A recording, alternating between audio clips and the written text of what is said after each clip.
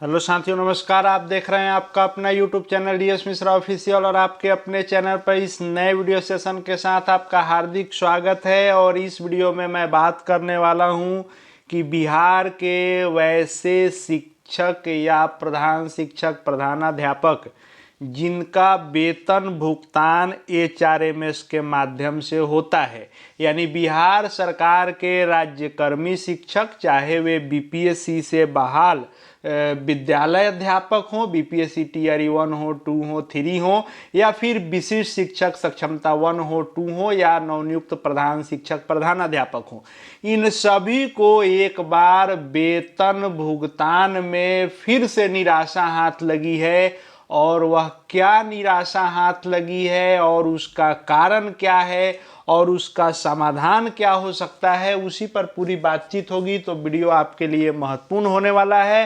अंत तक सभी चीज़ों को हम लोग देखेंगे, बात करेंगे। और यदि चैनल से अब तक नहीं जुड़े होंगे तो चैनल को सब्सक्राइब करके बेल आइकन को प्रेस कर लेंगे, ताकि आगे भी शिक्षा जगत एवं शिक्षकों से संबंधित हर महत्वपूर्ण जानकारी आप तक पहुंचती रहे। हम सभी जान रहे हैं कि जो भी बीपीएससी से बहाल विद्यालय अध्यापक हों या सक्षमता उत्तीर्ण जो विशिष्ट शिक्षक हों या प्रधान शिक्षक प्रधानाध्यापक हों, सबका वेतन भुगतान एचआरएमएस के माध्यम से होना है।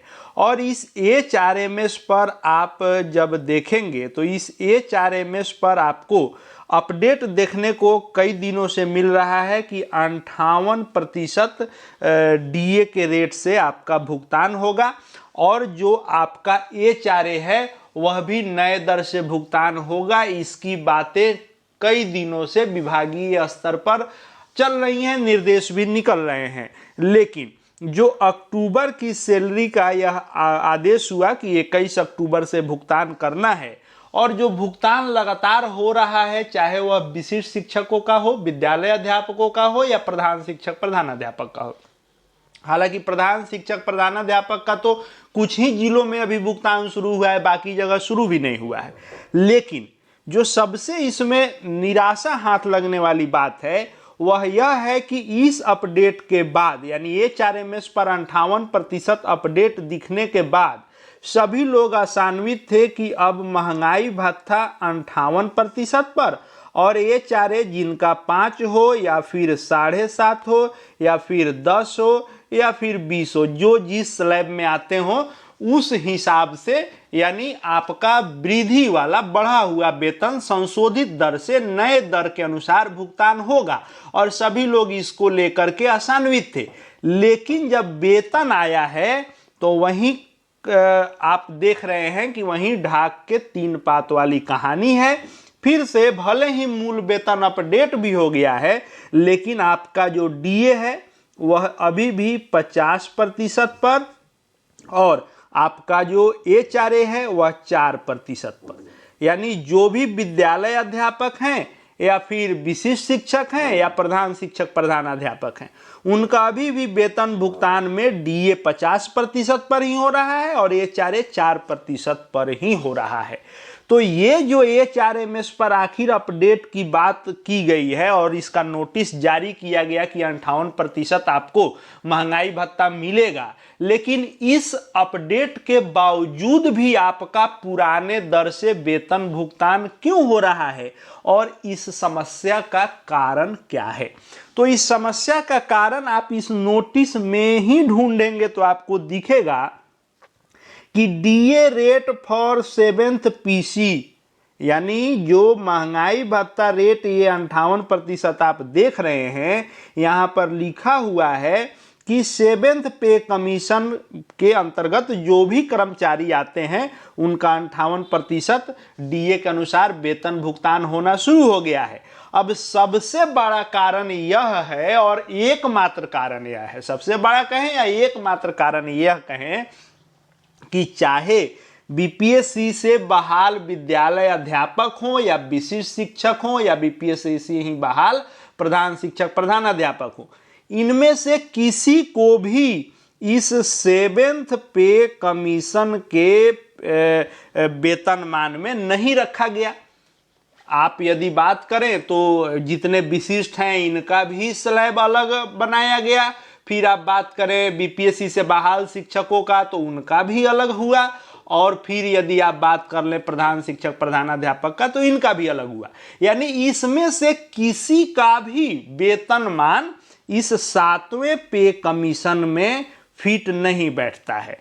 अब चूंकि जब HRMS अपडेट करता है कोई भी चीज, यानी DA हुआ HRA हुआ कोई भी जब अपडेट करेगा तो इसमें स्लैब जो फिक्स है वह स्लैब, इसका मूल स्लैब जो 7th पे कमीशन वाला है उसी का अपडेट हो पाता है, जबकि शिक्षा विभाग ने अपना अलग इसमें निर्धारित कर रखा है, जिसके कारण यह एक मुश्त सबका नहीं होता है, सिर्फ 7th पे कमीशन वाले का ही होता है।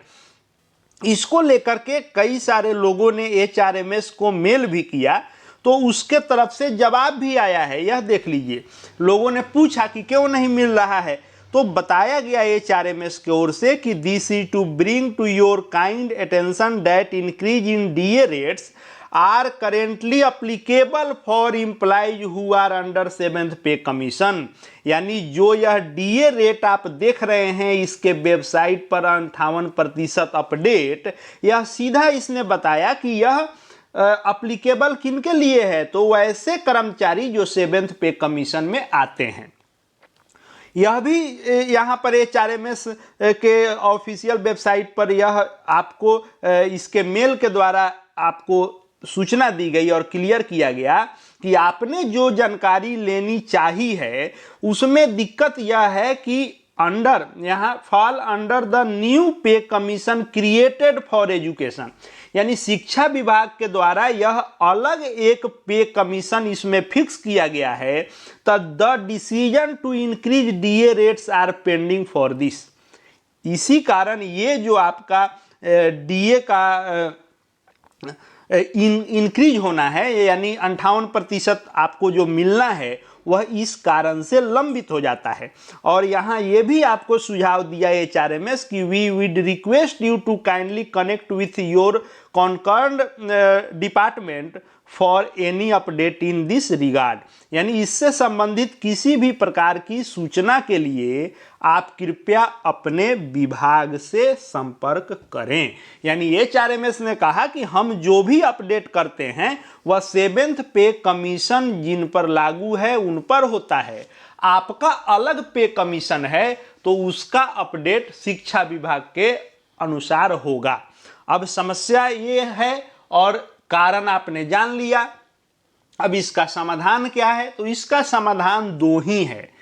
या तो बिहार सरकार, हालांकि लगातार यह मांग उठ रही है लेकिन सरकार मान नहीं रही, इसमें कोई बहुत बड़ा आर्थिक बोझ नहीं पड़ने वाला है, लगभग उसी के आसपास दे रहा है सरकार, लेकिन सरकार 7th पे कमीशन के अनुसार आपको नहीं दे रहा है। तो पहला एकमात्र समस्या का समाधान हो जाता है, एकमात्र इसका उपाय था कि सभी जो विशिष्ट शिक्षक हों या विद्यालय अध्यापक हों, प्रधान शिक्षक प्रधानाध्यापक हों, सबको इस 7th पे कमीशन वाले स्लैब में फिट कर दिया जाता। HRMS जब भी अपडेट होता सबका हो जाता, किसी प्रकार की समस्या भी नहीं आती। यदि सरकार इस चीज को नहीं देती है तो इसका दूसरा समाधान है कि जब जब अपडेट हो रहा है DA या HRA तो सभी प्रकार के जो बहाल शिक्षक हैं, चाहे वे विद्यालय अध्यापक हों, विशिष्ट शिक्षक हों, हेड टीचर हो, हेड मास्टर हो, सबके लिए अपडेट करना चाहिए। तो ना ही 7th पे कमीशन में आपको डाला जा रहा है और ना ही यह अपडेट हो रहा है। अपडेट के लिए कितने पत्र निकल गए लेकिन नहीं हो रहा है। यही दो चीजें हैं जो इस समस्या का समाधान कर सकती हैं। इसको लेकर के विभाग और सरकार को इस पर विचार करना चाहिए ताकि यह समस्या दूर हो सके और अपना जो आपका वेतन है उसके लिए भी इतना आपको संघर्ष नहीं करना पड़े। तो यही मूल कारण है जिसके चलते निराशा हाथ लगी है कि फिर से आपको वहीं 50% और 4% पर ही वेतन भुगतान हो रहा है। अब देखने वाली बात है कि इसका हल कब तक विभाग निकालता है, कब तक आपका जो वेतन मिलना चाहिए वह मिलता है। आगे भी हर महत्वपूर्ण सूचना वीडियो के माध्यम से देता रहूंगा। चैनल को सब्सक्राइब करके बेल आइकन को प्रेस कर लेंगे। साथ में मैं Telegram channel DS Mishra official से जुड़ सकते हैं, वहां भी हर अपडेट आपको मिलते रहेंगे। इस वीडियो को देखने के लिए आपका बहुत बहुत धन्यवाद।